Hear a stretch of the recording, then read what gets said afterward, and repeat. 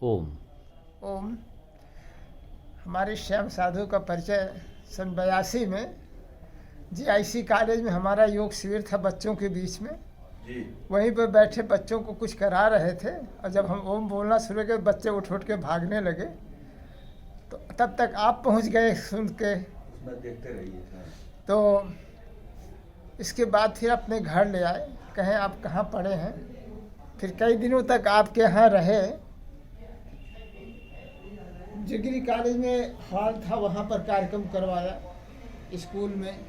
फिर इसके बाद हमारे साथ जुड़ करके जहाँ जहाँ हमारे शिविर होते रहे, महात्मा गांधी कॉलेज में बराबर आते रहे।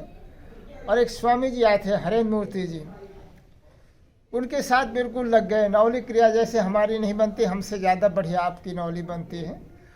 और बहुत बढ़िया अभ्यास किया। और हम तो ये पानी पी करके ही रहते थे, रस ले लिया, मट्ठा ले लिया, अन्न छोड़ दिया था। स्वामी जी कहे आप कुछ खाते पीते नहीं क्या, कैसे जिंदा रहें।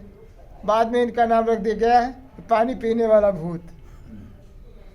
हर समय अपनी मोटरसाइकिल से ये स्वामी जी को ले जाएं, हम भी जाएं इनके साथ साथ। तो बड़ा सहयोग मिला। और अब भी इनका कार्यक्रम जहाँ पर होता है सब लोग परिचित हैं। पर्यावरण से जुड़े हुए, बंदरों की सेवा के लिए, बच्चों के लिए कार्यक्रम के लिए, अनाथ पशुओं का जिनका कोई सहारा नहीं होता उसके लिए। और करते नहीं, यहाँ जो बागवानी है पर्यावरण के लिए इन्होंने पूरा अपना एक क्षेत्र बना रखा है।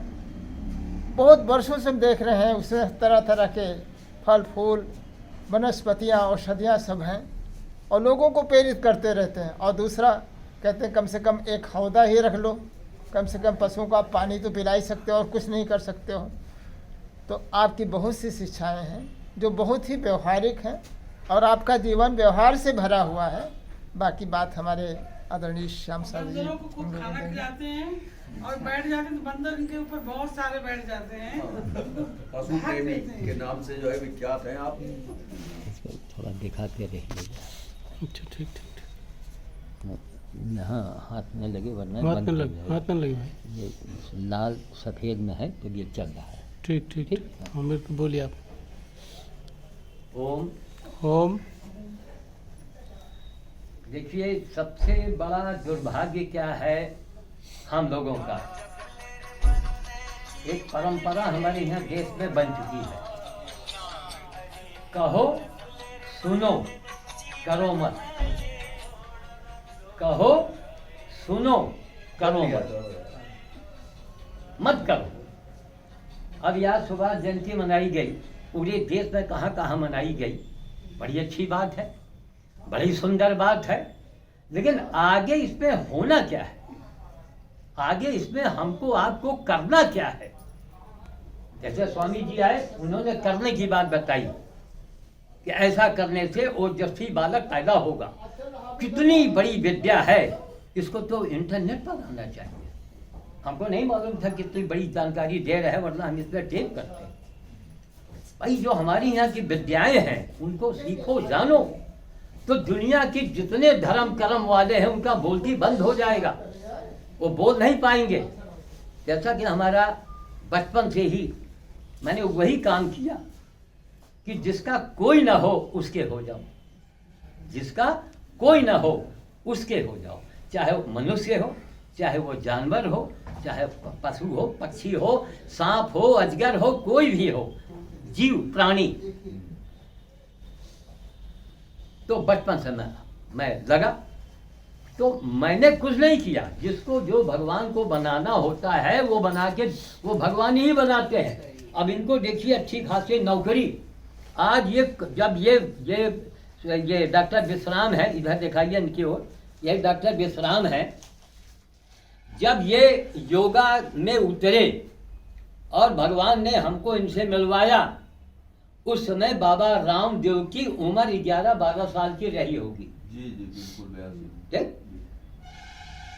तो आज वो अच्छा काम किया, देश के लिए बड़ा काम किया, लेकिन अरबपति खरबपति बन गए और ये जहां थे वहीं रह गए। लिहाजा हमारे आज के इस समाज से मेरा ये कथन है, खास करके जो पढ़े लिखे लोग कहे जाते हैं देखिए, पढ़ने लिखने पर ज़्यादा गर्व न कीजिए, आपके पास ज्ञान कितना है। जब ज्ञान नहीं तो फिर कुछ नहीं। ज्ञान के द्वारा ही ईश्वर को हम समझ सकते हैं। मीरा के पास ज्ञान हुआ तभी वो ईश्वर के पीछे लग गई। कबीर आए, तुलसी आए, बड़े बड़े संत आए, सूर आए, ज्ञान था उनके पास। विद्या कहाँ थी? विद्या तो रावण के पास भी था। तो विद्या पर ज्यादा गर्व नहीं करना चाहिए कि हम बड़े विद्वान हैं, हमारे पास बड़ा पद है, मेरे पास बड़ा पैसा है। अरे बाबा, पैसे वालों, विद्वानों, एक बार रोज याद कर लिया करो कि मौत की ट्रेन आ रही है, सबके लिए आ रही है और लगातार आ रही है। अब तो इस विज्ञान के युग में हो सकता है उसमें बिजली वाला भी इंजन लग गया हो। मौत की ट्रेन आ रही है। थोड़े दिन का ये समाज है, संसार है, न आने का पता न जाने का पता। ये ज्ञान की बातें हैं, इनको अगर हम मन में धारण करेंगे तो हमसे जल्दी गलत काम नहीं होंगे।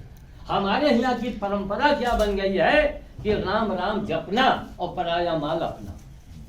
पाप खूब किए रहो और गंगा नहाए रहो, पूजा करे रहो।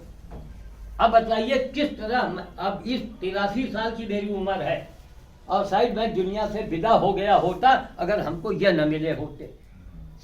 फिर इनके गुरु जी आए, गुरु जी ने लिख के दिया, स्वामी हरेन जी का लिखा रखा है, प्रमाण दिया हमारे इनके गुरु के गुरु ने कि जिस क्रिया को सीखा मैंने 1 साल में, उसको आपने 1 हफ्ते में कैसे कर लिया।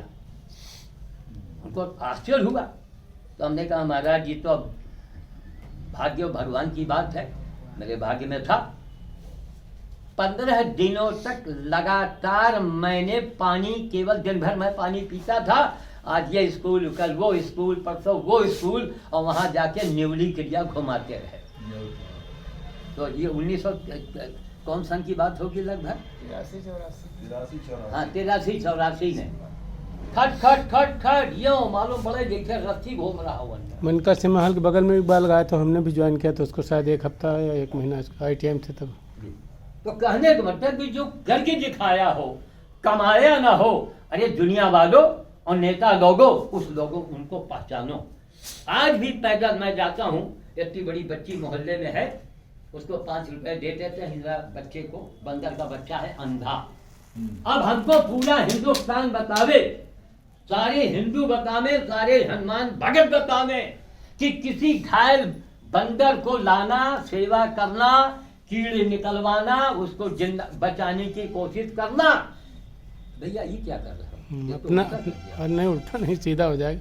क्या है तब अपना भी ले रहे हैं ना, बैठे ना। अरे तो हम आपका बना देंगे ना। नहीं, बन हमारा कोई प्रॉब्लम नहीं। देखिए अब आ रहा है, हाँ हम आपको दिख रहे हैं। हाँ क्यों? ये इंटरनेट पर जाएगा। हमको ये दिखा के पैसा नहीं कमाना है। पैसा तो न इन्होंने कमाया न मैंने कमाया। जब कम से कम आज हम वर्ल्ड को ललकार तो रहे हैं। 1 करोड़ मेरे ऊपर इनाम भी तो रखा गया है कि दूसरा श्याम साधु दिखाओ और 1 करोड़ ले जाओ। बहुत अच्छी बात है। इनाम रखा गया 1 करोड़ का।